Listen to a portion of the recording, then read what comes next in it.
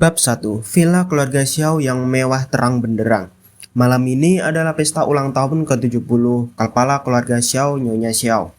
Sekelompok cucu laki-laki, cucu perempuan, dan menantu laki-laki memberikan hadiah yang murah hati satu demi satu. Nenek, kudengar kamu suka teh. Batu bata teh puer yang berusia seabad ini bernilai 500.000 yuan. Dan ini adalah hadiah ulang tahun untukmu.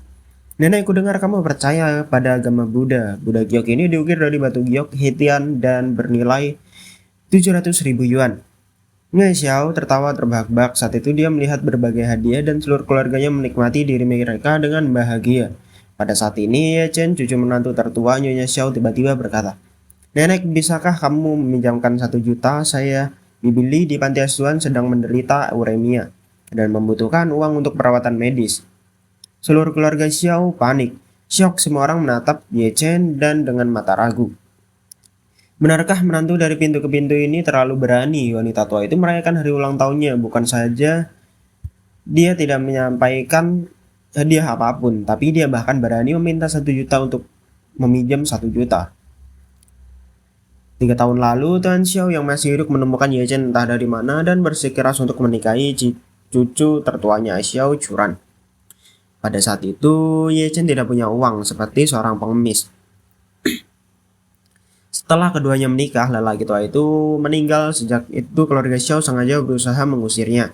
Hanya saja Ye Chen acuh tak acuh terhadap hal-hal, tidak peduli seberapa menghina orang lain, dia tidak akan bergerak. Jadi dia telah menjadi menantu dari rumah ke rumah di keluarga Xiao. Juga tidak berdaya meminta wanita tua itu untuk meminjam uang hari ini. Bibili dari panti asuhan yang membawanya dan menyelamatkan hidupnya menderita uremia dan membutuhkan setidaknya 1 juta yuan untuk dianalisis dan pergantian ginjal. Dia benar-benar tidak punya pilihan selain bertanya pada wanita tua itu. Dia merasa hari ini adalah hari ulang tahun wanita tua itu, dan ketika wanita tua itu bahagia, dia mungkin akan segera sangat baik dan bersedia membantu. Tanpa diduga, wanita tua Xiao masih tertawa terbahak-bahak di detik terakhir dan segera menarik wajahnya ke bawah detik ini. Dia melempar cangkir teh di tangannya ke tanah dan berteriak dengan marah. "Kamu bajingan, apa kamu di sini untuk merayakan ulang tahunmu atau untuk meminjam uang?" Istri Ye Chen, Xiao Churan, bergegas maju dan menjelaskan kepada wanita tua itu, "Nenek, Ye Chen bodoh, jadi jangan tersinggung." Saat dia berbicara, dia akan menarik Ye Chen ke samping. Pada saat ini, sepupu Xiao Churan, Xiao Weiwei, mencibir dan berkata, "Kakak, lihat sampah macam apa yang kamu nikahi." "Yunfei, aku hanya bertunangan, dan sebelum kita menikah, Yunfei memberi nenek hentian UFO. Kamu baik suamiku, kamu tidak pernah membawa hadiah apapun, dan kamu masih punya wajah untuk meminta nenek minjam uang." Menantu tertua benar-benar gagal dalam melakukan sesuatu. Pria yang berbicara adalah tunangan Xiao Weiwei, yang Yunfei, tuan muda dari keluarga besar setempat. Meskipun Wang Yunfei akan segera menikahi Xiao Weiwei, dalam benaknya kecantikan Xiao Weiwei benar-benar jauh di belakang istri Ye Chen, Xiao Churan. Xiao Churan adalah seorang dewi yang terkenal di seluruh Jingling. Tetapi Wang Yunfei juga sangat kesal melihat sang dewi menikahi orang malang yang tidak berharga ini. Sampah seperti ini, yang terbaik adalah keluar dari keluarga Xiao kita segera mungkin. Benar, wajah keluarga Xiao benar-benar hirang oleh orang ini. Saya pikir uang pinjamannya palsu dan dia sengaja menyapu jamuan ulang tahun wanita tua itu karena minggat. Sungguh, melihat seluruh keluarga Xiao mengincar dan menghinanya, Ye Chen tidak bisa menahan diri untuk mengepalkan tinjunya. Jika bukan untuk mengumpulkan biaya pengobatan untuk menyelamatkannya, dia akan berbalik dan meninggalkan tempat yang benar dan salah ini sejak lama. Namun memikirkan ajaran yang diajarkan ayahnya sejak dia masih kecil, bahwa dia akan membalas kebaikan setetes air. Dia mencoba yang terbaik untuk menekan rasa malu di dalam hatinya dan berkata pada wanita tua Xiao, "Nenek, menyelamatkan nyawa lebih baik daripada membangun pagoda 7 tingkat. Seseorang mendengus dingin dan memarahi kamu, dan kamu tidak ingin menuangkan sup ekstasi ke nenek di sini. Jika kamu ingin menyelamatkan orang, kamu dapat menemukan caranya sendiri. Biarkan nenek membayarmu untuk menyelamatkan orang. Apa kamu?" Saudara laki-laki Xiao Weiwei, Xiao Hailong, kedua saudara laki-laki dan perempuan itu selalu memiliki pendapat yang bagus tentang Xiao Churan, yang lebih unggul dari mereka dalam segala aspek. Jadi mereka suka memanfaatkan kesempatan untuk mengejek Ye Chen.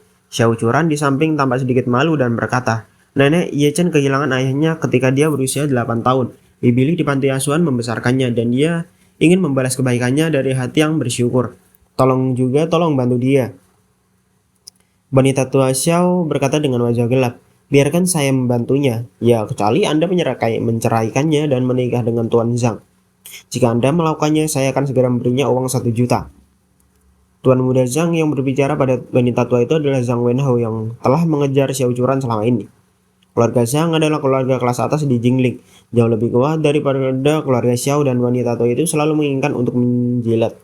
Pada saat ini, kepala pelayan berlari masuk dan berkata dengan lantang, "Tuan Zhang, Wenhao mengirim seseorang untuk membawa hadiah ulang tahun, jimat yang diukir dari batu giok laukeng bernilai 3 juta yuan." Nyonya Xiao sangat gembira dan berkata, "Cepatlah dan bawa cepat. Sini, coba aku lihat." Kepala pelayan segera menyerahkan jimat zamrud hijau dan semua orang yang hadir tersentak kagum. Jimat zamrud hijau berwarna hijau zamrud jernih tanpa kotoran. Wang Yunfei yang telah memberikan Buddha Giok Hentan sebagai hadiah sedikit malu ketika melihat jimat giok ini. Dia tidak menyangka bahwa Zhang Wenhao ini yang tidak ada hubungannya dengan keluarga Xiao akan begitu murah hati. Wanita tua Xiao dengan senang hati bermain dengan jimat zamrud dan berkata dengan gembira, "Oh Tuhan Zhang, benar-benar kau peduli. Jika bisa menjadi menantu laki-laki saya akan bangun sambil tertawa dari mimpi saya." Setelah dia selesai bicara, dia menatap Xiao Churan. "Bagaimana? Apa kamu ingin mempertinggalkan kondisiku?" Xiao Churan menggelengkan kepalanya. "Nenek, aku tidak akan menceraikan Ye Chen." Ekspresi wanita tua Xiao menjadi sangat suram dalam sekejap dan dia mengutuk dengan marah. "Jangan membuatku malu. Kamu harus gantung diri di tempat sampah ini. Biarkan sampah ini keluar dari sini. Aku tidak mengizinkan sampah ini untuk berpartisipasi di pesta ulang tahunku." Ye Chen benar-benar kecewa pada keluarga Xiao dan dia tidak punya wajah untuk terus tinggal di keluarga Xiao saat ini. Jadi, dia berkata kepada Xiao Churan, "Xiao Churan, aku akan pergi ke rumah sakit untuk melihat Bibili. Ikutlah denganmu." Wanita tua Xiao memarahi saat ini. "Jika dia pergi, aku tidak akan menjadikanmu sebagai cucu perempuan di masa depan. Kamu membawa orang tuamu dan keluar dari rumah Xiao dengan ini sampah." Ekspresi Xiao Churan berubah terkejut. Aku tidak menyangka wanita tua itu mengatakan kata-kata kasar seperti itu. Ye Chen buru-buru berkata, "Kamu tinggal jangan khawatirkan aku." Kemudian sebelum Xiao Churan sadar, kembali dia berbalik dan berjalan keluar. Xiao Hailong tertawa dan berkata dari belakang, "Oh kakak iparku yang baik, kamu kelaparan, kamu tidak akan pergi ke jalan untuk meminta makanan bukan? Kalau begitu kamu tidak akan kehilangan semua wajah keluarga Xiao kita. Aku masih punya $1, pergi dan beli roti kukus." Kata Xiao Hailong lalu mengeluarkan koin dan melemparkannya ke kaki Ye Chen. Seluruh keluarga Xiao tertawa terbahak-bahak. Ye Chen mengertakkan gigi dan meninggalkan rumah Xiao tanpa melihat ke belakang. Bergegas ke rumah sakit, Ye Chen segera pergi ke kantor pembayaran ingin berkomunikasi dengan rumah sakit. Dan tagihan medis akan ditunda selama 2 hari. Namun ketika dia bertanya kepada perawat, dia tiba-tiba diberitahu bahwa Bibili telah dikirim semalaman ke rumah sakit Union terbaik di Yanjing untuk perawatan.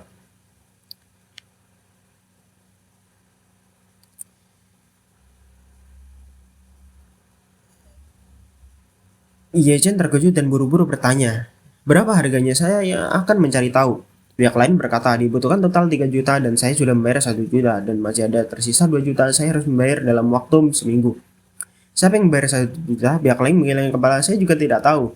Ye Chen terkejut dan hendak mengetahuinya ketika dia berbalik. Seorang pria berjas hitam dengan rambut beruban berusia sekitar 50 tahun berdiri di belakangnya. Saling memandang, pria itu membungkuk padanya dan berkata, "Tuan muda, Anda telah menderita selama bertahun-tahun." Ye Chen mengeratkan kening seolah-olah dia telah mengubah temperamennya dan bertanya dengan dingin, "Kamu adalah Tang Xihai?" Pihak lain berkata dengan heran, "Tuan, Anda masih ingat saya?" Ekspresi Ye Chen berubah dingin dan dia bergumam, "Tentu saja saya ingat. Saya ingat kalian masing-masing saat itu adalah yang memaksa orang tua saya untuk mengambil aku bersamaku, meninggalkan Yang Jin, melarikan diri jauh-jauh di mana orang tua aku meninggal secara tak terduga dan aku menjadi yatim piatu. Apa yang kamu cari dariku sekarang?" Tang Xihai berkata dengan sangat kesakitan, "Tuan muda, ketika ayahmu meninggal, tuannya juga sangat sedih. Duka dia telah mencarimu selama bertahun-tahun. Dia baik-baik saja sekarang. Kamu bisa kembali bersamaku untuk menemuinya." Ye Chen berkata dengan dingin, "Kamu pergi, aku tidak akan pernah melihat dia dalam hidup ini." Tang Xihai berkata, "Tuan, apakah Anda masih menyalahkan tuannya?" "Tentu saja." Ye Chen berkata demi kata, "Aku tidak akan pernah memaafkannya dalam hidupku." Tang Xihai menela nafas dan berkata, "Sebelum saya datang, saya tidak akan pernah memaafkannya." Tuan berkata bahwa kamu mungkin tidak akan memaafkannya. Kalau begitu dia memiliki pengetahuan diri. Tang Xiai berkata, Tuan tahu bahwa kamu telah menderita selama ini, jadi izinkan saya memberi Anda kompensasi. Perusahaan membeli untuk Anda dan saya memberi Anda kartu ini, dan kata sandinya adalah hari ulang tahun Anda. Dengan itu, Tang Xiai menyerahkan kartu emas hitam teratas Citibank. Tuan, hanya ada 5 kartu semacam ini di seluruh negeri. Ye Chen menggelengkan kepalanya dan berkata, ambillah, aku tidak ingin menginginkannya. Tang Xiai berkata, Tuan, penyelamatmu masih 2 juta kekurangan biaya pengobatan dan saya tidak bisa membayarnya. Kalau tidak, nyawa orang mungkin dalam bahaya. Ye Chen mengerutkan kening, apakah saya sengaja berkomplot melawan saya? Tang Xiai buru-buru berkata, jangan berani, jika Anda menerima kartu ini itu akan cukup membayar uang Anda. Ye Chen bertanya, berapa banyak uang di dalam kartu ini? Tuan berkata, kartu ini adalah uang saku kecil untukmu, tidak banyak, total 10 miliar.